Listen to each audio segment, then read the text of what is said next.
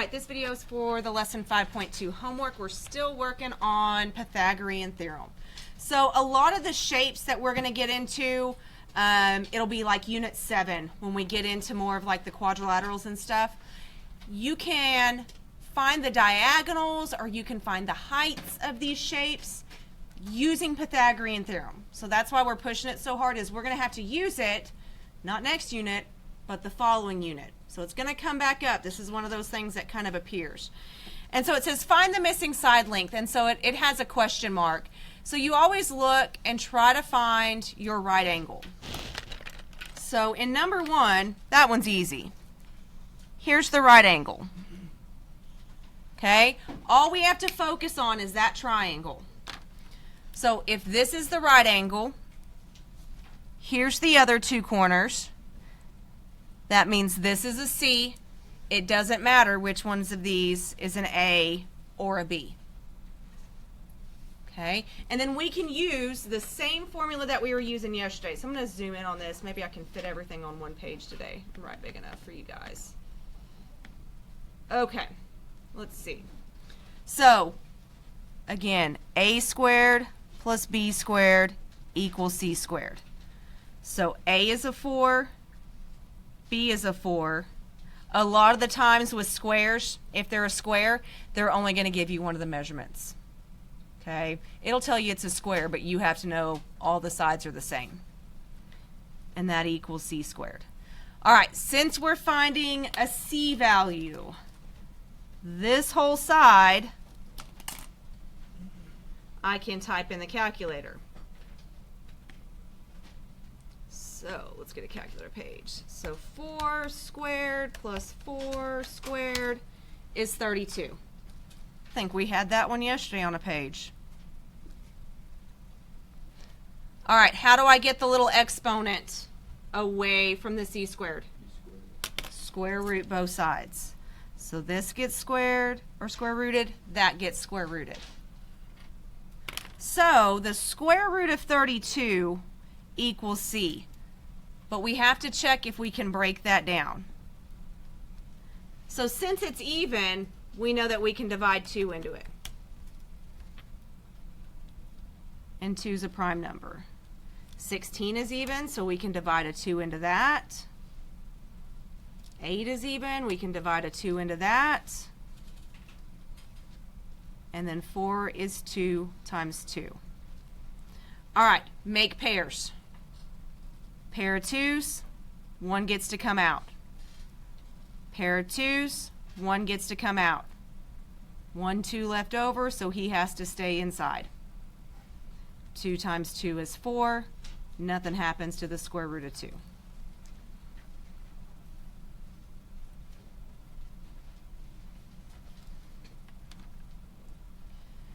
Okay.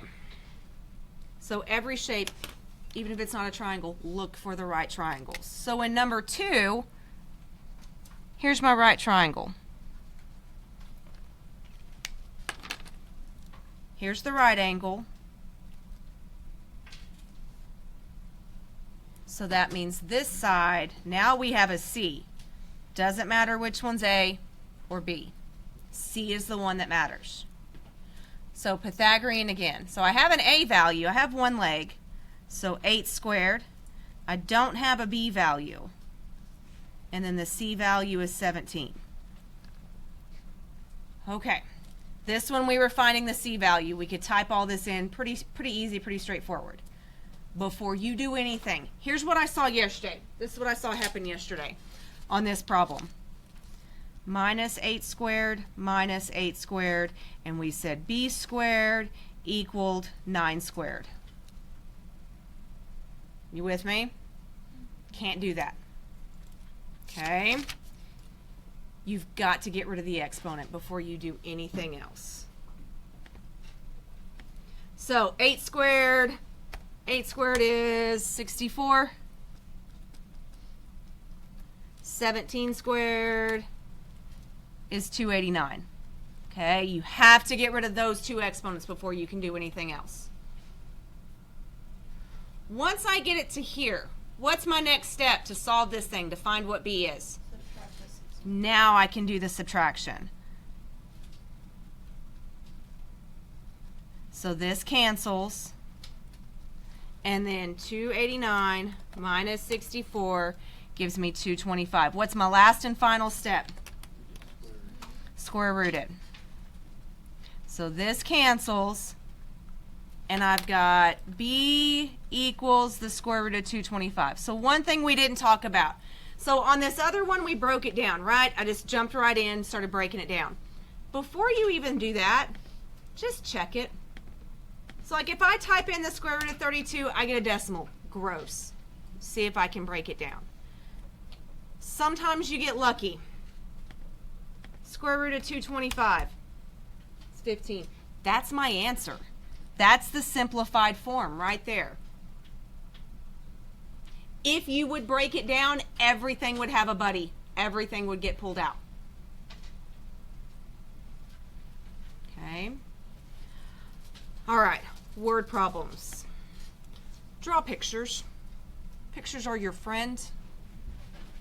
So, grab some paper here. All right, number 5. There are two buildings beside each other that are 47 and 31 feet high. So, I got one building, I got two buildings. This one's 47, this one's 31. The buildings are 12 feet apart. Okay, so that means in between these two buildings, there's this gap. That's 12 feet. What is the distance between the rooftops? So if I wanted to tie a rope from here to here, that's the distance I'm trying to find. Okay, that's a C. So can you find the triangle? That's a C value. I have this number. That's 12. How would I find this one? If this one is 31 feet high, that means once I get to this point, I'm at 31 feet. And then I have to go up to 47, so I can just subtract them. 47 minus 31 will give me the difference. Difference is subtraction in height. So 47 minus 31 gives me a 16. I can solve this. I got all the pieces that I need. There's an A, there's a B. A squared plus B squared equals C squared. A is 12, B is 16, C is what I'm looking for. I love solving for C. Less steps.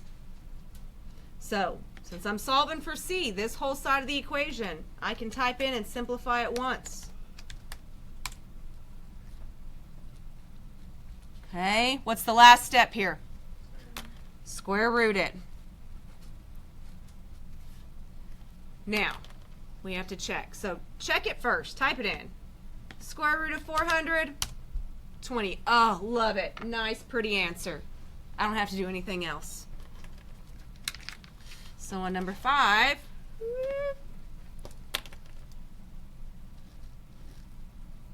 distance is 20. Always check them. You get lucky more than you think. All right, a tree is axed 8 feet above its base. When the tree fell to the ground, the tip of the tree lay 10 feet away from its base. Determine the length of the part of a tree that was axed. Okay, think of a tree. Pictures do not have to be pretty. 8 feet above its base. So I'm going to take an axe to it right here. This is 8 feet. What happens when that tree falls over, when I chop all the way through it? It falls, right? So here's how a tree falls. So here's the stump that's left, right? That tree is going to land like this. I don't know if any of y'all have ever cut down a tree and seen that. When it falls, they don't always fall like in the cartoons and stuff. Okay? They normally fall at an angle. They normally catch, because you don't ever chop all the way through a tree. You chop through it enough, and then you pull it with your truck and see what happens. So, the tree is the hypotenuse. The ground it tells me that. It gives me that information. The tip of the tree lay 10 feet away from the base. So I know the top of the tree is 10 feet away from the base. And then I know that that cut was at 8 feet above the base. So I know this is 8. So that's an A, that's a B. So A squared plus B squared equals C squared. A is 8, B is 10, and then C. 8 squared. Oh, we can do that all at once. Let's not make it hard. Let's not make life hard. 8 squared plus 10 squared is 164. What's my last step? Square root. So check it first. Let's check the square root of 164. Gross. I'm going to give you 2 options on this one. Since we're talking real world problems, I am so cool with a decimal on these. Because again, in the real world, if we wanted to know how much lumber we got from this tree falling, we wouldn't say the square root of 164. We would say 12.8 feet. Okay? So on these real world problems, I am so cool with, what did we say it was? 12.8 feet. One number after the decimal. If you want to write the simplified square root, I'll give you bonus points. So like this one, 164. 164 even, so we can divide it by 2. 82 is even, so we can divide that by 2. 41's prime. Pair of 2's get to come out. 41 doesn't have a buddy. He's got to stay in.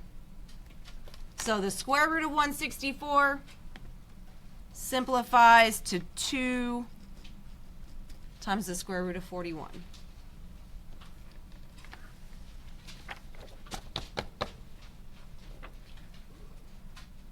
The square of the hypotenuse of a right triangle measures 2,025 inches squared. One of its legs measures 36. What's the length of the other leg? Pay attention to vocab. Right triangle. A, B, C. The square of the hypotenuse, that's C squared.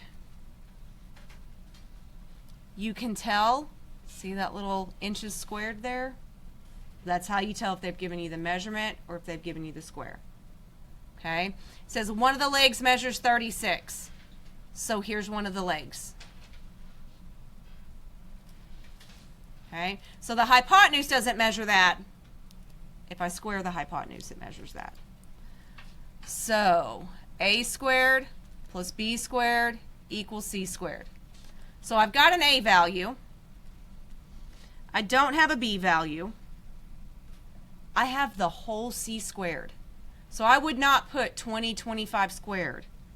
I would just put 2025. Because that whole value is equal to that. Okay, again, vocab, make sure you're paying attention. Before I can do anything, I got to get rid of that exponent. So 36 squared is 1296. What's my next step here? Move everything away from the B. So that cancels. 2025 minus 1296, 729. What's the last step? Square root. Yep. So let's check it. Square root of 729. We got lucky. The square root of 729 equals 27. 27 times 27 is 729. So that means we got a nice pretty answer on that one. 27.